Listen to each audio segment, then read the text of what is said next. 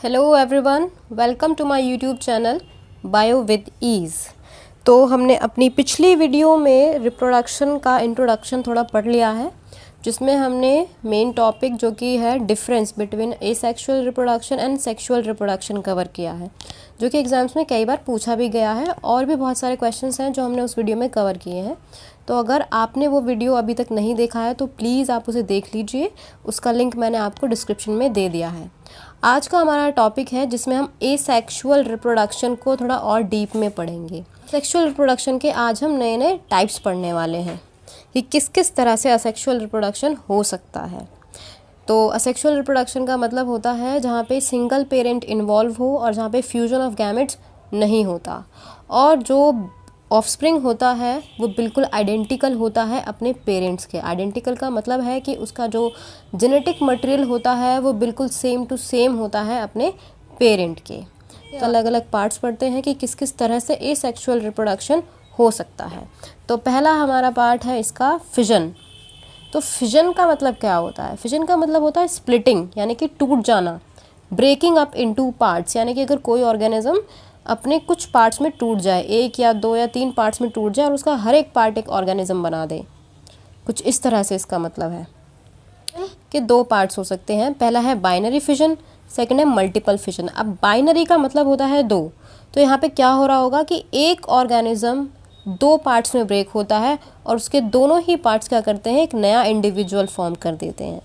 ये होता कैसे है? पहले इसमें न्यूक्लियस डिवाइड होता है, सेकेंडली साइटोप्लाज्म डिवाइड होता है और इसका कोई एक्सिस नहीं होता। ऑर्गेनिज्म किसी भी एक्सिस से ब्रेक हो सकता है, वो ट्रांसवर्स भी कट कर सकता है, लॉन्गिट्यूडनल भी कट कर सकता है, या उसकी बॉडी किसी भी एक्सिस से कट कर सकते हैं। ये डिपेंड करती है ऑर्गेनिज्म टू ऑर्गेनिज्म। अभी इसके कुछ एग्जांपल्स हम डिस्कस करेंगे तो आपको अच्छे से समझ में आ जाएगा कि इस एक्सिस का मतलब क्या है। And it takes place in favourable condition, यानी कि ये फेवरेबल कंडीशंस में ही होगा। अगर कंडीशंस थोड़ी भी चेंज हो गई, यानी कि टेम्परेचर में कोई चेंज आ गया, ह्यूमिडिटी बदल गई, कुछ भी हो गया इस तरह का, तो फिर ये बाइनरी फिजन नहीं हो पाता। तो इसके लिए फेवरेबल कंडीशंस चाहिए होती है। इसके दो एग्जांपल्स हैं, अमीबा एंड लेशमीनिया, जो कि आपकी बुक में दिए गए हैं और इनके जो डायग्राम्स हैं आप उनको बहुत अच्छे से कर लेना तैयार, क्योंकि उनसे एग्जाम में क्वेश्चंस पूछे जाते हैं। चलो अब मैं आपको दिखा देती हूँ कि वो कौन। तो this is the diagram of binary fission in amoeba. अब देखिए यहाँ पर क्या हो रहा है। ये एक अमीबा है जो कि यूनिसेलुलर ऑर्गेनिज्म होता है। अब अमीबा में क्या होगा, धीरे धीरे इसका न्यूक्लियस डिवाइड होना स्टार्ट होगा। न्यूक्लियस डिवाइड होगा, यहाँ पे देखिए कॉन्स्ट्रिक्शन डेवलप हो जाएगा, यानी कि दो सेल्स जो हैं उनका साइटोप्लाज्म भी डिवाइड हो गया और प्लाज्मा मेम्ब्रेन कहीं पे फ्यूज़ होने वाली है। ऐसा करते करते क्या होगा कि ये जो ऑर्गेनिज्म है वो दो सेल्स में डिवाइड हो जाएगा। अब अगर यहाँ पे देखा जाए तो ये एक तरह का सेल डिवीजन का ही प्रोसेस है जो कि अमीबा में होता है, और सेल डिवीजन की वजह से ही इसमें दो नए इंडिविजुअल भी फॉर्म हो जाते हैं। अब देखिए एक्सिस में आपको बता देती हूँ कि यहाँ पे कोई भी एक्सिस फॉलो नहीं हो रहा कि ये लॉन्गिट्यूडनल डिवाइड हो रहा है या ट्रांसवर्स डिवाइड हो रहा है, कुछ नहीं है। पहली चीज़ तो ये है कि अमीबा की जो बॉडी होती है वो इरेगुलर शेप की होती है, तो यहाँ पे कोई शेप ही नहीं है, तो इसलिए कोई एक्सिस भी ये फॉलो नहीं करता, कहीं से भी इसमें डिवीजन स्टार्ट हो सकता है। अब सेकेंड देखिए बाइनरी फिजन इन लेशमीनिया। अब लेशमीनिया में क्या हो रहा है कि यहाँ पे लॉन्गिट्यूडनल लेशमीनिया डिवाइड हो रहा है। देखिए लॉन्गिट्यूडनल एक्सिस से ये डिवाइड हुआ और दो लेशमीनिया यहाँ पे फॉर्म हो गए, तो ये है इसका लॉन्गिट्यूडनल सेक्शन। अगर ये इस तरह से डिवाइड होता, यानी कि सीधा सीधा डिवाइड होता, तो इसको बोलते हैं ट्रांसवर्स सेक्शन, ठीक है। तो यहाँ पे ये इस तरह से कुछ जो ऑर्गेनिजम्स होते हैं वो एक्सिस भी फॉलो करते हैं। सेकंड है हमारा मल्टीपल फिजन। मल्टीपल का मतलब होता है बहुत सारे, मैनी। तो यहाँ पर क्या होता है, many new individuals are formed from one old individual, यानी कि एक ही ऑर्गेनिज्म से बहुत सारे अलग अलग इंडिविजुअल्स फॉर्म हो जाते हैं। और यहाँ पे पहले क्या होता है, सिर्फ न्यूक्लियस ही डिवाइड होता है, only nucleus divides initially followed by division of cytoplasm. तो पहले यहाँ पे सिर्फ न्यूक्लियस डिवाइड होता रहेगा, अपने नंबर बढ़ाएगा, और उसके बाद साइटोप्लाज्म डिवाइड होता है। There is no exact axis for the fission, और यहाँ पे कोई भी एग्जैक्ट एक्सिस नहीं होता, किसी भी एक्सिस से हम इसको रिलेट नहीं कर सकते, ये लॉन्गिट्यूडनल है, ट्रांसवर्सल है, कैसा है, यहाँ पे कोई एक्सिस फॉलो नहीं होता। It takes place in favourable as well as unfavourable condition. इसकी कोई कंडीशन नहीं है कि ये फेवरेबल कंडीशंस में ही होगा, ये अनफेवरेबल कंडीशंस में भी हो जाता है। इसका बहुत अच्छा एग्जाम्पल है प्लाज्मोडियम। देखिए ये आपको दिखाया हुआ है मल्टीपल फिजन इन प्लाज्मोडियम। अब यहाँ पे आप देखिए कि न्यूक्लियस कितने सारे हैं, ये एक ही प्लाज्मोडियम है जिसके अंदर इतने सारे न्यूक्लियस हैं। तो इसका मतलब क्या है, यहाँ पे बहुत सारे न्यूक्लियस पहले ही फॉर्म हो जाते हैं और बाद में साइटोप्लाज्म डिवाइड होता है, तो जिसकी वजह से एक ही ऑर्गेनिज्म से हमें मल्टीपल ऑर्गेनिज्म मिल जाते हैं, इसलिए हम इसको मल्टीपल फिजन बोलते हैं। देखिए ये फिजन का जो क्वेश्चन है ये आपको किसी भी तरह से पूछा जा सकता है, या तो आपको सिर्फ बाइनरी फिजन पूछ सकते हैं एग्जाम में, या फिर मल्टीपल फिजन पूछ सकते हैं अलग अलग, या फिर ये भी पूछ सकते हैं how does binary fission differ from multiple fission. Diagram based question भी आ सकते हैं, आपको डायग्राम दे देंगे और पूछ लेंगे कि आप बताइए इसमें कौन सा फिजन हो रहा है और आप इसको अपने वर्ड्स में एक्सप्लेन कीजिए। तो इस तरह के कुछ क्वेश्चन हैं सैम्पल पेपर में हमें जो बताए हुए हैं, वो मैं आपको वीडियो के एंड में बताऊंगी, तो इसलिए वीडियो आप एंड तक देखना। नेक्स्ट असेक्सुअल रिप्रोडक्शन में है फ्रेगमेंटेशन। देखिए फ्रेगमेंटेशन में क्या होता है, in it the organism simply breaks up into smaller pieces upon maturation and each piece or fragment grows into new individual। तो यहाँ पे इसका मतलब क्या है कि इसका एक एग्जाम्पल है स्पायरोगेरा। देखिए इस तरह का होता है, ये ग्रीन कलर का, इस तरह से इसमें सेल्स होती हैं। अब इसको हम जितने भी फ्रेगमेंट्स में ब्रेक कर दें, मान लीजिए यहाँ से हमने इसको ब्रेक कर दिया, इसके 2 हमने ब्रेक क्रिएट कर दिए, और ये एक फ्रेगमेंट, ये इसका दूसरा फ्रेगमेंट और ये इसका तीसरा फ्रेगमेंट। तो इसका जो हर एक फ्रेगमेंट होता है वो हर एक न्यू इंडिविजुअल में कन्वर्ट हो जाएगा, हमें 3 अलग अलग नए इंडिविजुअल मिल जाएंगे। तो फ्रेगमेंट का मतलब यही है कि सिंपली जो कोई भी ऑर्गेनिज्म है वो ब्रेक हो जाता है स्मॉलर पीसेस में, और हर एक स्मॉल पीस जो है वो न्यू इंडिविजुअल में ग्रो हो जाता है, और उसका एग्जाम्पल है स्पायरोगेरा।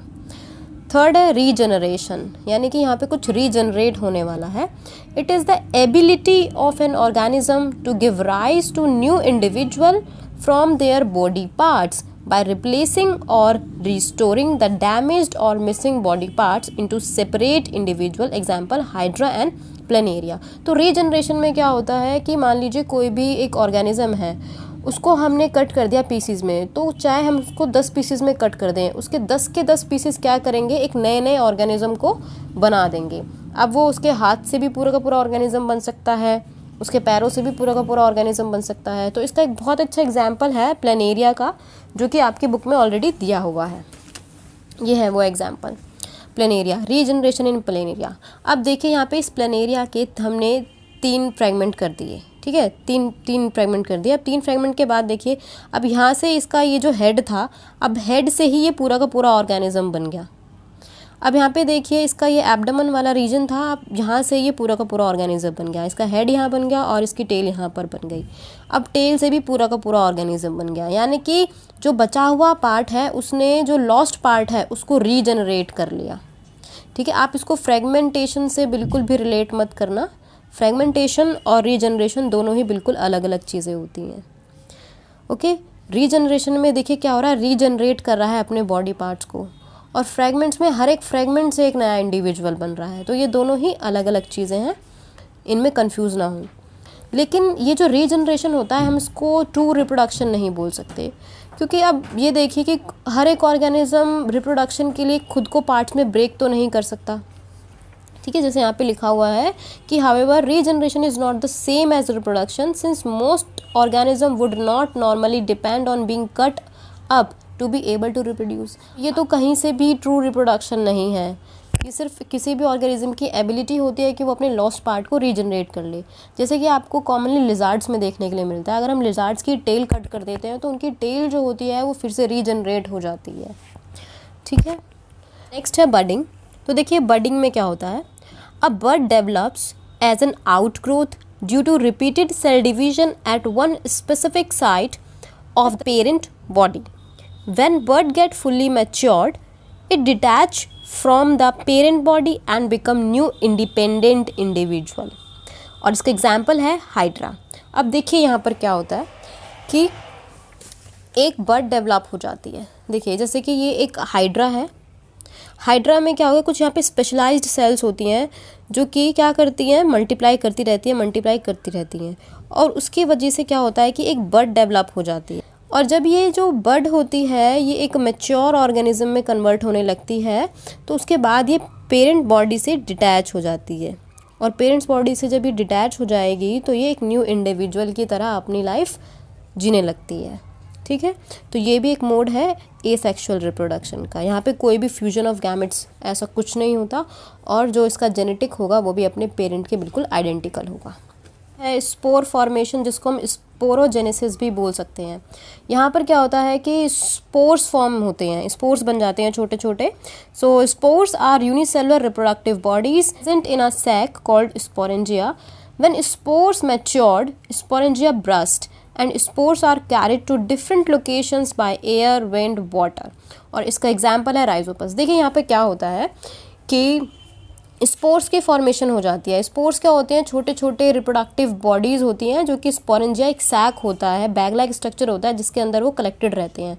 और जब स्पोर्स मैच्योर हो जाते हैं तो ये स्पोरेंजिया ब्रस्ट हो जाता है, यानी कि टूट जाता है, और उससे सारे के सारे स्पोर्स जो होते हैं वो बिखर जाते हैं, और वो एयर के थ्रू, विंड के थ्रू और वाटर के थ्रू इधर उधर फैल जाते हैं, और जहाँ भी वो स्पोर्स गिरते हैं वहीं वो मैच्योर होना, ग्रो होना स्टार्ट कर देते हैं। इसका एक एग्जांपल है राइजोपस। ये जो स्पोर्स होते हैं वो एक प्रोटेक्टिव कवरिंग से कवर होते हैं। देखिए इसमें डायग्राम में आपको ये दिखाया हुआ है, ये हाइफे है और ये स्पोरेंजिया है। स्पोरेंजिया के अंदर स्पोर्स हैं जो कि कवर्ड हैं एक प्रोटेक्टिव कवरिंग से। प्रोटेक्टिव कवरिंग का यहाँ पे रोल होता है कि वो स्पोर्स को तब तक बचाए रखते हैं किसी भी हार्श कंडीशन से जब तक वो कहीं पर जाकर ग्रो नहीं करता। जैसे ही उसको कोई मॉइस्ट सॉइल मिल जाएगी वो यहाँ पे ग्रो करना स्टार्ट कर देगा। Vegetative propagation. अब देखिए वेजिटेटिव प्रोपोगेशन में क्या होता है? It is the process of formation of new plants from detached vegetative parts or propagules such as roots, stem, leaves etc. of the parent plant under appropriate condition। तो vegetative propagation में हम क्या करते हैं? न्यू प्लांट्स फॉर्म करते हैं। किससे? Roots, stem और लीव्स, यानी कि कोई भी हमारा प्लांट है, प्लांट के जो भी बॉडी पार्ट्स होते हैं, रूट्स हो गई, स्टेम्स हो गई, लीव्स हो गई, उनसे हम नया प्लांट बनाते हैं। वेजिटेटिव प्रोपोगेशन की एडवांटेज भी होती है कि इसकी मदद से हम क्या कर सकते हैं कि अगर किसी प्लांट को ग्रो होने में 2 साल लग रहे हैं तो हम उसका जो मैच्योरेशन का टाइम है उसको रिड्यूस कर सकते हैं। और जैसे कुछ हमारे प्लांट्स होते हैं जो कि अपनी सीड फॉर्मेशन की जो कैपेबिलिटी होती है उसको लूज़ कर देते हैं, यानी कि उनमें सीड फॉर्मेशन नहीं हो पाता। तो उस तरह के प्लांट्स को भी हम वेजिटेटिव प्रोपोगेशन के थ्रू ग्रो करा सकते हैं, जैसे बनाना, ऑरेंज, रोज़, जैस्मिन, ये सब। और तीसरी एडवांटेज इसकी है कि जो भी हम प्लांट वेजिटेटिव प्रोपोगेशन के थ्रू प्रोड्यूस करते हैं वो सभी जेनेटिकली सिमिलर होते हैं अपने पेरेंट प्लांट के। ठीक है, तो इसकी ये 3 बहुत बड़ी हमारी एडवांटेजेस हैं जो कि एग्जाम्स में पूछ ली जाती हैं। अब दूसरा है कि वेजिटेटिव प्रोपोगेशन को हम 3 तरह से कर सकते हैं, और ये आपकी बुक में दिया हुआ है तो इसलिए आप इसको ज़रूर पढ़ लेना, 1-2 मार्क्स में ये पूछा जा सकता है। तो इसमें आपके ये आते हैं कटिंग, लेयरिंग एंड ग्राफ्टिंग। देखिए कटिंग का मतलब क्या होता है? यहाँ पे कटिंग शो की गई है। कटिंग में हमें सिर्फ इतना करना है कि cutting is the removing of a portion of a stem and fixing it in the soil to allow the growth of root and buds growing into seeds। तो यहाँ पे हमें सिर्फ क्या करना है कि कोई भी प्लांट है उसकी स्टेम को काट के हमें दूसरे कहीं जगह पर उसको ग्रो करा देना है, और फिर वो वहाँ से क्या होगा कि स्टेम से ही नया प्लांट ग्रो हो जाएगा। इसका एग्जाम्पल है रोज़ और ब्लैकबेरी। सेकंड है लेयरिंग। अब लेयरिंग में क्या होता है? It occurs when from the same parent stem many branches develop and each stem develop a root system and live as an individual plant। इसका एग्जाम्पल है क्लाइंबिंग रोज। देखिए यहाँ पे क्या होता है, जैसे कि एक प्लांट है, इसकी बहुत सारी ब्रांचेज हैं। अब कोई भी एक ब्रांच या मतलब कितनी भी ब्रांचेज हो सकती हैं, वो खुद ही इतनी ग्रो हो जाएगी कि वो अपने आप ही सॉइल में चली जाएगी। अब जब वो सॉइल में चली जाएगी तो वो खुद ही एक अपना रूट सिस्टम डेवलप कर लेती है और एक नया प्लांट वहाँ से डेवलप होना स्टार्ट हो जाता है। तो ये हो गई हमारी लेयरिंग। देखिए थर्ड है ग्राफ्टिंग। ग्राफ्टिंग में हमें क्या करना है? देखिए जैसे कि ये एक प्लांट है, इसको मैंने 2 पार्ट्स में ब्रेक कर दिया। तो जो इसका नीचे वाला पार्ट है उसको मैं बोलूँगी स्टॉक, एंड जो इसका ऊपर वाला पार्ट है उसको मैं बोलूँगी सायन। तो मुझे क्या करना है कि अब इस सायन को मुझे किसी और प्लांट में ग्रो कराना है, और मैं इस तरह से इसका एक ग्राफ्ट क्रिएट कर दूँगी। ठीक है, ग्राफ्ट यूनियन बना दूँगी। ये कोई दूसरा प्लांट है जिसकी स्टॉक है ये, और प्लांट का सायन है। ठीक है, अब मैंने इन दोनों को ज्वाइन कर दिया, ये ग्राफ्ट यूनियन बना दी, और इसको मैं रैप कर दूँगी, सील कर दूँगी।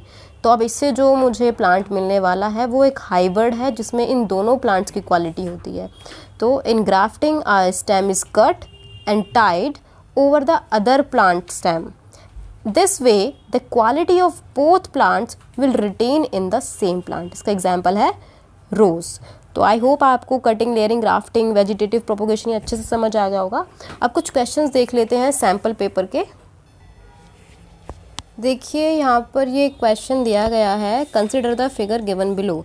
ये एक हमें फिगर दिया गया है, analyse the figure and name the process that is being depicted, describe the process in your own words. तो इस डायग्राम को हमें देखना है और बताना है कि यहाँ पे कौन सा प्रोसेस हो रहा है और अपने वर्ड्स में उसे लिखना है।